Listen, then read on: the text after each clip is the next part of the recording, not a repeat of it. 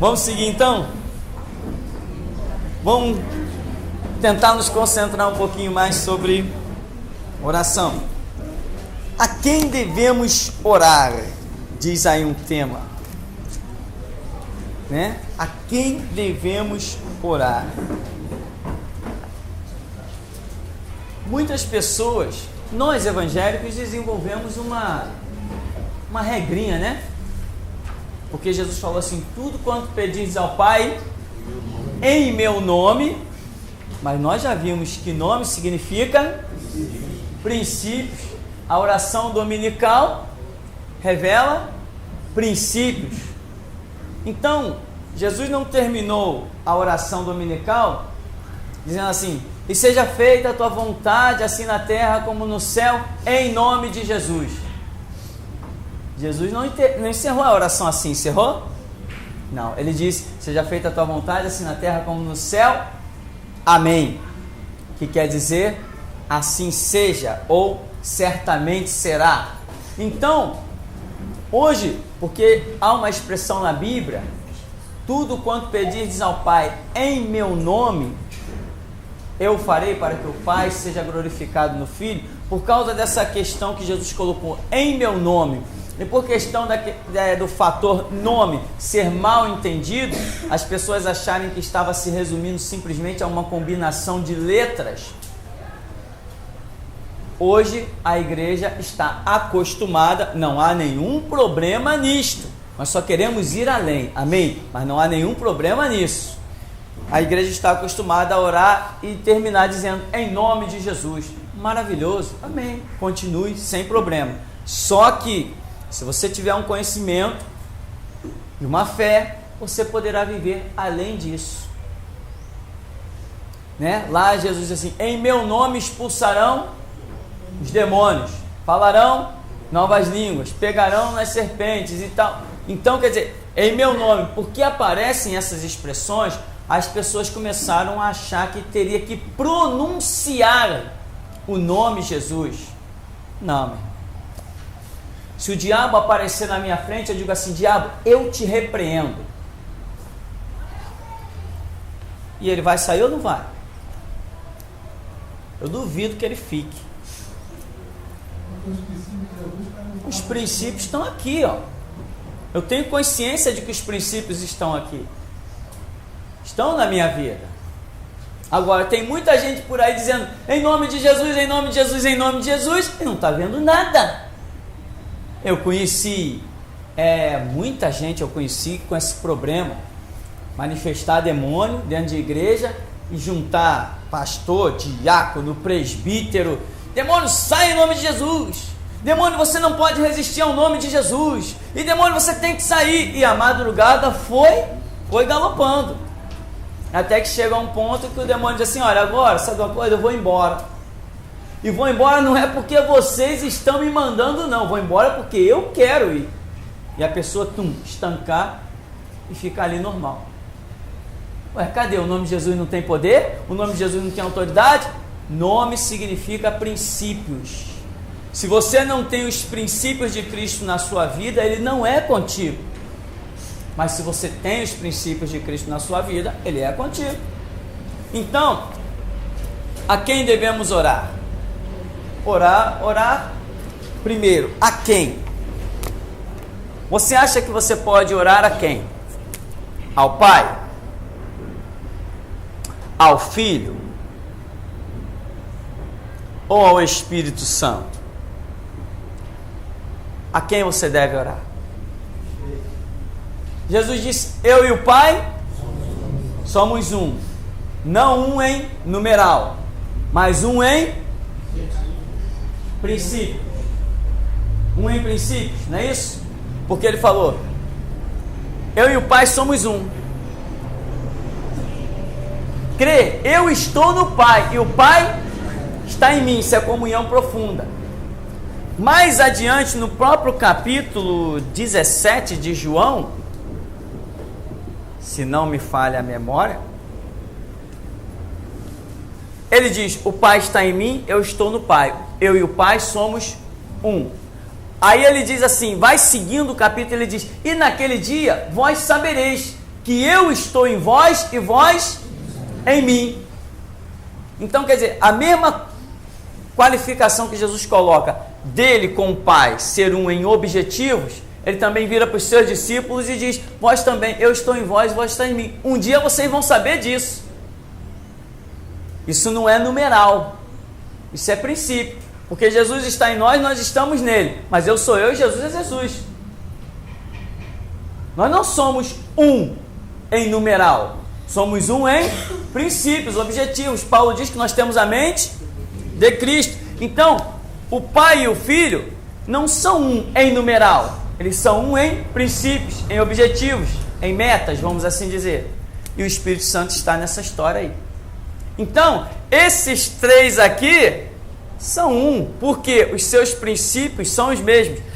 O Pai é divindade? Sim. O Filho é divindade? Sim. O Espírito é divindade? Sim. Todos três possuem os atributos exclusivos da divindade, que é onisciência, onipotência, onipresença, transcendentalismo? Sim. Então, você pode ter o Espírito Santo sem ter Jesus? Não. Você pode ter Jesus sem ter o Espírito Santo? Não. Mas você vai encontrar alguns pentecostais doidos aí que vai dizer que sim, hein? Cuidado, não pode não. Você pode ter o Pai sem ter o Filho e sem ter o Espírito Santo? Não. Jesus falou: quem me vê a mim, vê o Pai. Quem tem a mim, tem o Pai. É isso que Jesus falou. Entendeu? E ele diz: não vos deixarei órfãos. Enviarei o Espírito Santo. O Espírito Santo está na vida de quem é de Jesus. Então, ter um é ter os três. Se não tiver um desses, é porque não tem nenhum desses. Então, se você vai orar, se você começar a sua oração dizendo: Pai, amém. Se você começar a oração dizendo: Senhor Jesus, amém, vai dar no mesmo. E se você começar a sua oração dizendo: Espírito Santo, vai dar no mesmo. Dá no mesmo, biblicamente dá no mesmo. Criar regras aqui complica, né? Então, e também outra coisa, aquela oração em nome de Jesus. O nome são princípios, esses princípios já estão em você. Então você pode terminar, se você já está tão acostumado como eu, que dificilmente encerra uma oração sem falar em nome de Jesus. Por quê?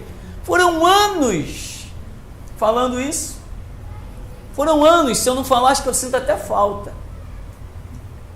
Mas tem muita gente que não fala. Eu já vi muita gente orar e não fala em nome de Jesus. Não é por causa desta frase, a falta desta frase, que a sua oração vai deixar de ser respondida. Eu estava uma vez numa igreja onde tinha aquelas reuniões de oração, né? E lá estava, e daqui a pouco uma irmã começou a orar. Olha, não é brincadeira não, a irmã orou direto assim quase uns 15 minutos. Mas no final ela terminou, amém. Ih, foi uma crítica. Foi uma crítica. Poxa, a irmã não falou em nome de Jesus. Então aquela oração não tem valor. Aquela oração... Nada disso. Nada disso. O nome significa os princípios, né? Aliás, tem uma mensagem aí, como é o nome dela? O nome, em que ali nós explicamos que o nome significa os princípios de Jesus. Então, irmão, em nome de Jesus, se a sua oração não terminar com isso, ela foi ouvida da mesma maneira, se é que você vive Cristo Jesus. E a quem você vai orar? Se você orar, começar a sua oração, clamando, vamos dizer, Pai, Filho ou Espírito Santo, vai dar no mesmo, né? Agora, e se você usar um outro nome para dirigir a sua oração?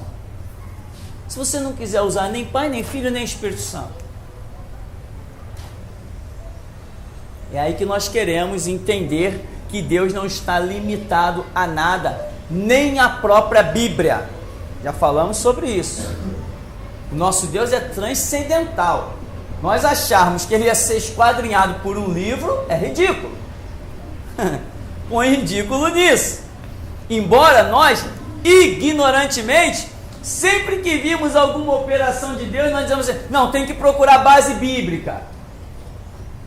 Não tenho nada que procurar base bíblica. O meu Deus opera acima da Bíblia. Ele é acima da Bíblia. Isso é um escândalo para muita gente. Mas opera ou não opera? Claro que opera. Só que as pessoas querem tudo que acontece no mundo é bíblico. A pessoa quer saber se é bíblico. Não, meu irmão, não tem que saber se é bíblico, tem que saber se é de Deus. Eu vou para a intimidade do meu quarto, Deus vai dizer assim, sou eu que estou fazendo.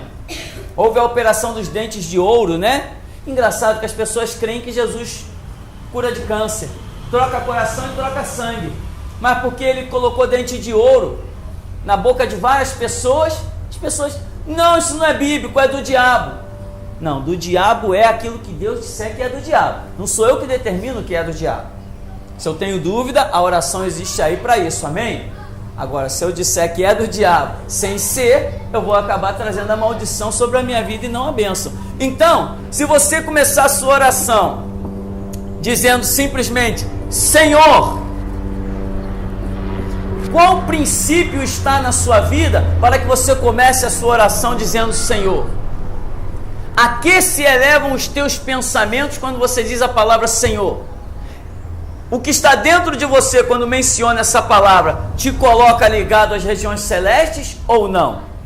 Isto é que faz a diferença. Tem gente que começa a sua oração dizendo assim, Criador dos céus e da terra. Acabou. E ali vai embora na oração. Qual o problema? Né? Tem outros que começam a sua oração dizendo assim, onipotente. Acabou. Vai embora.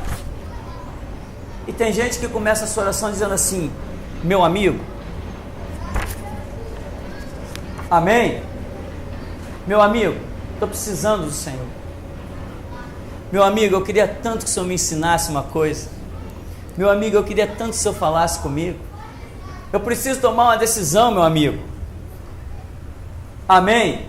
Então, meu irmão, cuidado com regras. Fé não está trancada dentro de regras. Fé é fé. Qual é a relação entre nós e os anjos dentro do contexto? Relação entre nós e os anjos, no contexto da oração? Para que serve os anjos? Há necessidade de intercessão dos anjos, não poder ter acesso direto ao Pai, eu não tenho que criar. Ah, sim. Veja bem. Quando nós oramos, nós precisamos exclusivamente, né, para que a nossa oração chegue ao céu, precisamos exclusivamente do Espírito Santo. Não precisamos de nenhum anjo. A relação do sacrifício de Jesus conosco, ela cancela a intervenção de qualquer anjo. Ela necessita somente da intercessão do Espírito Santo. Quando nós oramos, o Espírito Santo é que traduz as nossas palavras, como ele fez com Josué.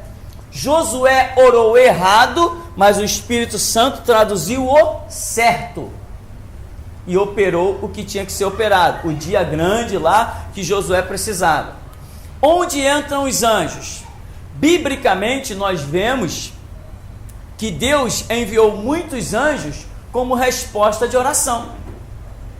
Anjos em que operaram coisas no mundo natural, e operaram coisas no mundo espiritual.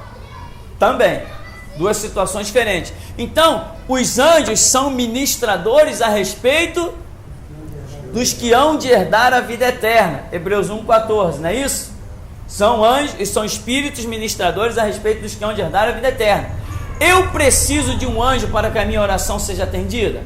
Não. Mas Deus pode determinar atender a minha oração através de um anjo? Sim. Aí é com ele. Eu não dependo do anjo. mas se ele quiser enviar o anjo, ele envia. Ele opera como ele quiser. Se ele quiser enviar um leão, uma mula, um corvo, ele vai operar o que ele quiser. Agora, o anjo não pega a minha oração para apresentá-la diante de Deus. Muitas vezes, na igreja aparecem coisas, símbolos que Deus revela, mostra, às vezes pessoas assim, olha, eu via um anjo colhendo isso, colhendo aquilo outro. Aquilo não quer dizer que é o anjo que vai apresentar a oração de ninguém diante de Deus. A oração já foi, já está lá, levada pelo Espírito Santo, olha. Inclusive a Bíblia diz que Deus conhece o nosso falar antes mesmo que a palavra nos tenha chegado aos lábios. Antes que eu fale, Deus já sabe. Então, quer dizer, ele já está vendo que vem aquilo, ele já está operando. Não depende de anjo. Anjo não tem onisciência. Anjo não sabe o que eu vou falar. O anjo está totalmente na dependência daquilo que Deus lá do céu falar com ele. A intercessão dos anjos não é verdadeira quando se trata de a minha oração chegar ao céu. Mas a intercessão dos anjos é verdadeira quando se trata de Deus estabelecer este caminho para dar resposta às minhas orações. Daniel está cheio disso, amém?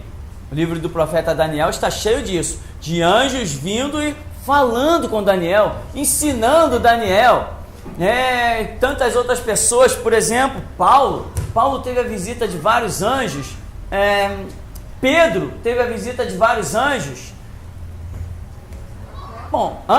Jacó teve ali uma situação que na verdade é até o anjo do Senhor, Jesus, o próprio Jesus, de uma forma corpórea, aparência de anjo, e houve ali uma operação diferente. Muitas pessoas hoje não acreditam que o próprio Senhor Jesus possa vir tratar com ela. Muitos não acreditam.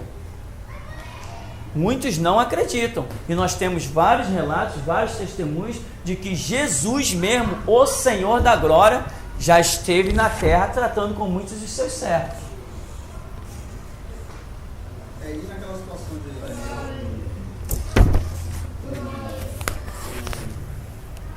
Gabriel, que ele tinha sido impedido pelo príncipe da Pérsia. Como é que a gente pode entender essa situação? Ele está sendo impedido? Sim, ali, por exemplo, quando Daniel ora, e muitos dizem que Daniel jejuou 21 dias, né? Mentira. A Bíblia não diz que Daniel jejuou 21 dias. A Bíblia diz que Daniel orou 21 dias, não jejuou. Então, ali é demonstrada uma situação bem específica, em que o anjo diz para Daniel, desde o primeiro dia que você começou a orar e a humilhar-te perante o teu Deus, são ouvidas as tuas orações, e eu fui enviado por causa das tuas palavras. Mas o príncipe da Pérsia, quer dizer, um principado, um demônio, que age sobre a Pérsia, o atual Irã, né? Não é isso? Esse demônio saiu ao encontro deste anjo para uma guerra, para impedir que este anjo chegasse até Daniel e levasse aquelas revelações que estavam pré-determinadas por Deus. Como a questão aí vamos dizer, física, no mundo espiritual, anjo com anjo, demônio com anjo, numa briga, houve realmente uma peleja. Aí o anjo diz assim, olha, mas Miguel, né, foi enviado, ficou guerreando com esse príncipe da Pérsia, estão lá guerreando, estão na batalha, e eu vim aqui para te revelar o que tem a ser revelado. Então o que acontece? O anjo não agiu no levar da oração de Daniel. O anjo foi inserido no trazer a resposta para Daniel. Pelo Espírito Santo, Deus poderia ter operado na vida de Daniel. Poderia ter lhe aberto os olhos, dado a ele uma visão. Poderia, enquanto ele estivesse dormindo, lhe dar sonhos, como deu para Nabucodonosor, tantos outros. Mas ali Deus escolheu operar daquela maneira. Enquanto Daniel está orando, Deus enviou o anjo. E passaram-se 3 semanas, né? Isso é profético, amém? A revelação do final dos tempos, no 21, século 21, é o tempo que nós estamos vivendo. 3 semanas se passaram. Então o anjo veio depois desse tempo todo em que ficou lá guerreando. Mas Daniel perseverou. Daniel é símbolo da igreja. Você vê que quando Sadraque, Mesaque e Abednego estão na fornalha, onde está Daniel? Ninguém acha Daniel. Por quê? Ele representa a igreja arrebatada. E a perseverança dele foi de 21 dias. Até que a manifestação do céu viesse a ele. Então isso é profético. O anjo não fez parte da intercessão da oração de Daniel. Ele fez parte da resposta da oração de Daniel. Pastor, essa questão que o senhor colocou, né, das pessoas obrigarem a fazer uma oração em nome de Jesus, isso fez com que até a igreja evangélica se aliançasse ao catolicismo. Porque o catolicismo, com reunião de oração, oravam dessa forma também e começaram até a usar termos evangélicos, de libertação, e pessoas também dizem que foram batizadas no Espírito Santo lá. Verdade. E com ela lá, na oração. Interessante essa colocação, porque muito cristão tem se iludido. Não, mas eu fui em tal lugar e lá também eles oram em nome de Jesus. Só que o Jesus dele não é o nosso. Os princípios deles não são os nossos. Então, se os princípios deles não são os nossos, não me interessa que Jesus eles invoquem. Se o princípio deles não é os mesmos do meu, eu piso na cabeça daquele Jesus. Só que muita gente não entende isso. Não, eu fui lá e eu vi eles orando em nome de Jesus. E daí? Se fosse só uma questão de nome, realmente, mas não é uma questão de nome, é uma questão de princípio. Hoje tem muita gente que coloca no carro, né? A serviço do Rei Jesus. Quem está lá dentro é o diabo. Eu e minha casa serviremos ao Senhor. Tem plástico colado para tudo que é lugar. E o diabo sentando lá na mesa e comendo. Café da manhã, almoço, jantar. No caso, não conseguimos discussão do demônio, né? Porque não tem de princípio, né? Aí essas pessoas invocam o nome de Jesus, né? Vamos assim dizer. Demônio, sai em nome de Jesus. E às vezes pensa que a pessoa até ficou liberta. O diabo, para enganar, dá uma aparência de libertação. Então aquela passagem lá de Paulo, né? Que ele expulsa o demônio e vê uma pessoa olhando o que ele faz, mas expulsar o demônio e fala, eu não conheço não, mas Paulo... Entendeu? Os filhos do sacerdote, né? Do principal sacerdote da sinagoga, estavam lá expulsando demônios. E eles diziam, eu vos esconjuro por Jesus a quem Paulo prega. Pô, tá certíssimo. Estaria certíssimo. Jesus a quem Paulo prega. Aí o demônio olhou, cadê os princípios? O que é esses princípios? É a chama que tem dentro de nós, que nós mesmos não enxergamos. Mas ela está queimando lá. O demônio olhou e falou assim, epa, apagadinho, treva pura. Falou assim, eu conheço Jesus. Sei até quem é Paulo, mas vocês? Diz que deu uma surra neles, né? Arrancou a roupa deles. Nus e feridos saíram. E isto foi notório a toda a igreja. E houve um grande temor. As pessoas pensaram duas vezes antes de invocar o nome de Jesus. Porque a questão não é combinação de letras. Quem é o teu Deus? O meu Deus é J-E-S-U-S. Não. Esse não é o meu Deus. Meu Deus não é uma combinação de 5 letras. No catolicismo eles pensam até que fazem exorcismo. E né, no tempo eu conheci pessoas que saíram da Universal, alguns anos atrás. Eles dizem assim, não, eu voltei para a minha igreja católica porque agora tem um padre lá que faz exorcismo. Quer dizer, ela era católica da Universal, depois voltou para a católica normal, que ela de onde ela tinha saído. Quem conhece a escritura, não volta para o catolicismo, não volta para o espiritismo. Fala. Continua na mesma. Nunca tinha saído da mesma, né? Nunca tinha saído, né? Saiu da mãe para a filha, depois voltou da filha para a mãe. Simplesmente isso. Pastor, quando Jesus diz assim, naquele dia, eu tirei, né? Mas se eu não possivelmente ou não, esses camaradas são os que foram enganados pelo próprio diabo. Certo. Deu aquele alívio ali, eu Aham. vou expulsar ele mesmo, então. aprovado. Isso. Demônio, sai em nome de Jesus. Fica cheio de medo. Sai em nome de Jesus. Aí o demônio, vou enganar esse aí. Pá. Saiu. Ficou ali na porta esperando. Na hora que a pessoa saiu, ele entrou de novo. Né? Não foi expulso nada. Aí resultado disso vai ser o quê? Essas pessoas vão dizer: Senhor, em teu nome expulsamos demônios. Senhor, em teu nome profetizamos. Em teu nome, né? Hoje eu acho que essa parte em teu nome profetizamos, eu vejo muitos assembleianos chegando lá. Irmão, doa em quem doer. Quer ouvir falsa profecia? Vai em Assembleia de Deus, ou lugar para ter falso profeta. Não tem o mínimo temor de Deus. Não tem o mínimo temor de Deus. Uma vez teve uma igreja aí perto da gente, que, poxa, disseram que estavam profetizando. A irmã fulana está profetizando, a irmã fulana, tá mesmo, eu vou lá. Falei, eu vou lá para ver. Cheguei lá no culto todinho, ninguém se levantou, ninguém rodopiou, ninguém falou nada. No final, tem alguém que tem visão, ninguém disse nada, porque eu estava lá sentado. E eles sabiam que iam ter que engolir, entendeu? Eles sabiam que iam ter que engolir. Ninguém profetizou. Então, quer dizer, a Assembleia de Deus é uma brincadeira, é uma piada, não tem temor de Deus, né? Já viu aquela coisa de rodopiar, pular no poder, dançar no poder, tá? Enquanto tem ritmo, enquanto tem fundo musical, tá todo mundo cheio do poder. Parou a música, acabou o poder de Deus. É assim ou não é? É assim. É assim ou não é? Não é? Deus é amor, não é? Tá longe de ser igreja. Deus é amor, tá longe de ser igreja. Gideões é uma concentração de piada. E ainda aparecem umas pessoas boas lá para pregar, hein? Fala. A pessoa vive Cristo, os princípios de Deus, e acontece uma situação que ele não está nem esperando. Né? E o que acontece? Ele está num ambiente familiar, o demônio se manifesta. E a pessoa diz para ele assim, uma pessoa da família, irmão, vai lá expulsar. Deus precisa de Deus.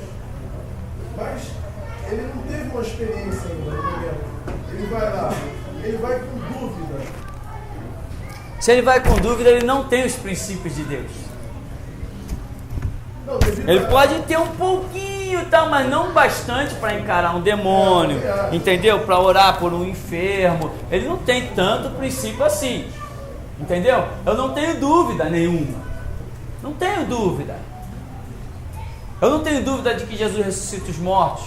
Eu não tenho dúvida que se o diabo aparecer na minha frente, eu vou fazer dele um gatinho. Eu não tenho dúvida disso. Por quê? Isso não é algo processado aqui dentro da minha cabeça. Sim, algo está lá dentro do meu espírito. Mesmo que eu queira arrancar isso daqui de dentro, não tem jeito. Está aqui, está me dizendo que eu tenho essa autoridade. E isso é a obra do Espírito Santo. Então tem muita gente que está por aí nessas situações. Vai lá expulsar, o demônio não sai, né? Claro que nós temos que analisar. Tem situações que Deus está cobrando daquela pessoa que ela desfaça os pactos com o diabo que ela fez. Certa vez tivemos um caso aqui, um Santo Cristo mesmo. Um homem cheio de pactos com o diabo. Pacto de sangue, pacto de cabeça, pacto de tudo que é jeito que tu imaginar. Arrastamos o homem para a igreja. Chegamos lá, o pastor olhou assim e falou assim: eu não vou nem orar para esse camarada. Ele olhou assim: não vou orar por você, meu amigo. Você quer ficar liberto? Desfaça os pactos que você fez com o diabo. Aí Jesus vai te libertar. Entendeu? Porque eu não tenho autoridade para quebrar o pacto que a pessoa fez. Ela que fez, ela tem que desfazer. Como as pessoas, já fui chamado várias vezes: pastor, vem tirar as imagens de dentro da minha casa. Foi você que botou? Foi, tira. Você faz e quer que eu desfaça? Não, se você fez com o seu livre-arbítrio, você desfaça com o seu livre-arbítrio. Aí você vai ter resultado. Entende? Confia em Deus mesmo, quer o Evangelho, crê em Jesus Cristo. Nós vamos ministrar a palavra, vamos mostrar que a pessoa tem o respaldo, tem a guarda, tem a graça de Deus. Agora, se ela botou a imagem lá, ela vai lá e tira. Joga no lixo, dá uma retada em cima. Gideão. Ó, irmãos, ele tinha uma pergunta até. O que é o Espírito Santo? Porque na Bíblia, no princípio, Deus criou os céus, a terra e tal. Lá na frente, Jesus, ele desce. E o Espírito Santo, para uma narrativa específica dele, ele é real ou é simbólico? Ele é real. Ele é bem real. E realmente você está certo em dizer que não há uma narrativa específica dele. Nós vemos quem é Deus. Deus é aquele sem princípio. Ninguém identifica o princípio de Deus, nem o seu próprio meio, porque é muita grandeza, e nem o seu fim. Agora, Jesus, nós conseguimos identificar pela Bíblia o princípio de Jesus, porque a Bíblia diz que ele foi gerado. Se ele foi gerado, houve um tempo em que ele não existiu, porque ele foi gerado. A Bíblia diz que ele mesmo disse: eu sou o Filho unigênito. Então houve um tempo que Jesus não existiu e o Pai o gerou como filho. Dali para frente ele passa a ser eterno. O Espírito Santo, porém, não conseguimos identificar nada. Simplesmente ele aparece na história. Ele é simbólico? Não, ele é real. Ele é uma terceira pessoa. Nós temos a primeira pessoa, que é o Pai, a segunda pessoa, que é o Filho, e a terceira pessoa, que é chamada Espírito Santo. Ele é uma terceira pessoa. Biblicamente, você vê que Jesus falou assim: eu vou para o Pai e enviarei o Espírito Santo. Se eu não for, ele não virá. Então ele é uma terceira pessoa. Na Bíblia diz, no entendimento de Paulo, diz: não entristeçais o Espírito Santo. Entendeu? O Espírito Santo intercede com gemidos inexprimíveis. Então, pelas muitas expressões bíblicas, nós identificamos o Espírito Santo como uma terceira pessoa, mas não conseguimos identificar em que momento ele entra nessa história aí. Ele aparece no cenário simplesmente. No batismo de Jesus, que também, né, deixa bem especificado isso, né? No batismo de Jesus, por exemplo, tem uma voz do céu que fala, que é a do Pai. Está ali Jesus em forma carnal e o Espírito Santo em forma de pomba. E João Batista tinha recebido a revelação: aquele sobre quem você vir o Espírito Santo descendo em forma de pomba, esse é meu filho, esse é o Messias. Ele é uma terceira pessoa que diz também que a blasfêmia contra o Espírito Santo não se fala como Deus, se coloca o Espírito Santo acima de Deus nesse caso? Não é isso. A blasfêmia contra o Espírito Santo não é porque o Espírito Santo é maior que Deus. Quem blasfema contra o Pai ou contra o Filho, automaticamente está blasfemando contra o Espírito Santo. Porque o Espírito Santo, Jesus disse que ele vinha para nos convencer, não é isso? Convencer do pecado, da justiça e do juízo. Então, quem é blasfema contra o Espírito Santo é quando você, a Bíblia diz: se ouvirdes a voz do Espírito, não endureçais os vossos corações. Quando o Espírito Santo age para te convencer do pecado, da justiça e do juízo, e a pessoa endurece o coração, não cede ao toque do Espírito Santo, que não acontece uma nem duas vezes, são muitas vezes, ela está resistindo e ela está endurecendo o coração, ela está pecando contra o Espírito Santo. Então, a blasfêmia contra o Espírito Santo é quando a pessoa nega essa ação do Espírito Santo. Isto é uma blasfêmia. Por exemplo, Jesus estava expulsando demônios ali. Como ele mesmo diz: se eu expulso o demônio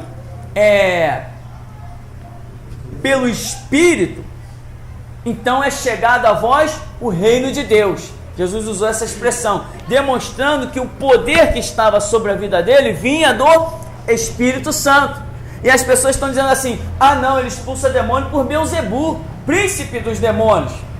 Aí Jesus falou assim: olha, a blasfêmia contra o Espírito Santo não será perdoada, porque aquela era uma ação do Espírito Santo.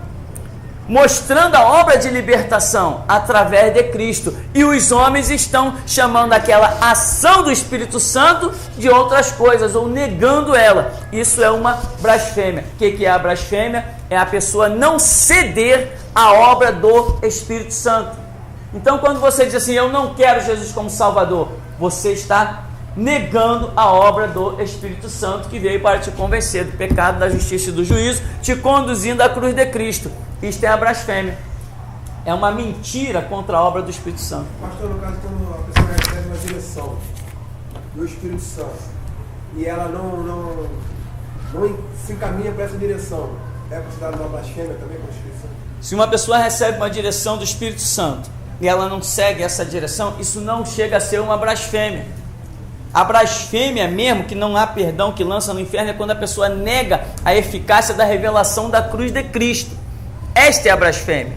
Você vê que muitas pessoas hoje estão vivendo um ministério fora de uma vontade absoluta. Estão vivendo numa vontade permissiva. Entendeu? E aí começam a ter um monte de problema, a igreja vira um clube social, a obra deixa de ser realmente eficaz, Deus já não liberta mais ali, Deus já não cura mais ali, muitas coisas já não acontecem. Por quê? A liderança às vezes recebe uma direção, mas não quer andar nela. Isso não chega a ser uma blasfêmia, isso chega a ser o quê? Uma desobediência, uma negligência, um tipo de transgressão. Entende? Por exemplo, eu quando comecei a receber o ministério de restauração, eu fiquei em parafuso, irmão. Quando as mensagens começaram a entrar no meu espírito, eu falei, meu Deus, o que é isso? Onde é que eu vou parar? De alguns anos para cá, Deus começou a dizer assim, olha, eu quero que mexa na posição dos poderosos.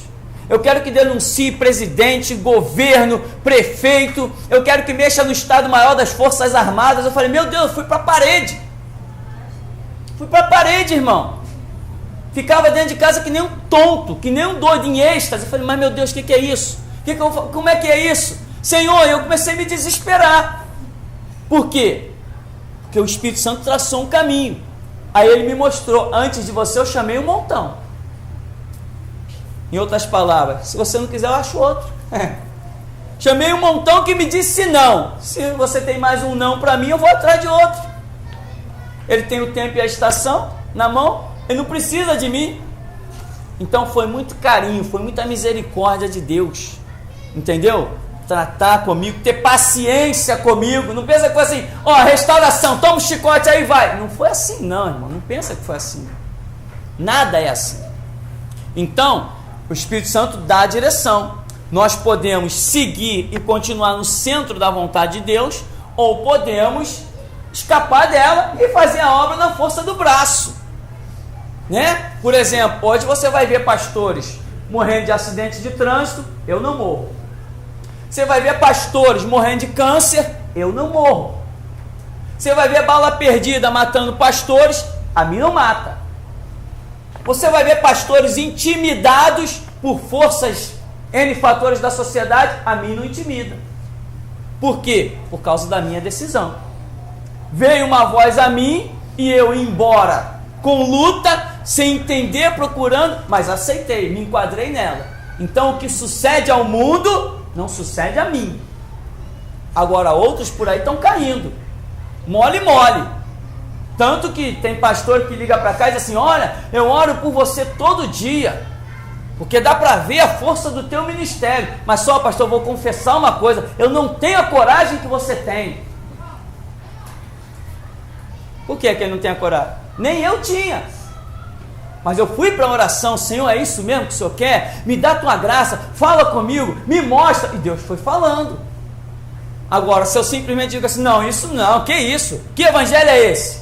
Evangelho de rixa, de contenda? Jesus se manifestou para mim e falou assim, eu quero dissensão. Quem suporta isso? Eu quero divisão, eu quero fogo sobre a terra. Eu falei, meu Deus, como é que é isso? O meu maior desejo era pregar paz e amor. Eu cansei de fazer eventos para reunir igrejas. Cansei de fazer isso, irmão. Cansei de botar dinheiro do meu bolso para unificar igrejas, para unir grupos jovens de várias igrejas. Cansei de fazer isso. Agora vem Jesus e diz assim, eu quero é fogo, eu quero dissensão, eu quero divisão, eu não quero paz e harmonia. Quem pode suportar, suporte. Agora, se entrar um bandido aqui e apontar um revólver para mim, você vai ver do que eu estou falando. Entende? Em outras partidas, em outros ministérios por aí, tem pastor caindo a bala mole. Eu não caio. Isso considera-se uma vontade absoluta. Vontade absoluta. Vontade absoluta, o resfriado não te para. Vontade absoluta, o buraco não está preparado para você. Vontade absoluta, o diabo pode tirar um carro e jogar em cima de você. Ele passa por cima, mas você não será abalado. Vontade absoluta, nada te para. 1000 cairão ao seu lado, 10.000 à sua direita e tu não serás atingido. Agora, se eu dissesse, não, eu não vou pregar isso não. Tem tanta coisa boa para pregar aqui na palavra, aí era diferente. Talvez eu já tivesse morrido na Avenida Brasil. Está entendendo? Então existe isso. Vontade absoluta, vontade permissiva. Eu creio que por hoje basta, amém? Vamos ficar por aqui em nome de Jesus. Quando Deus falou contigo,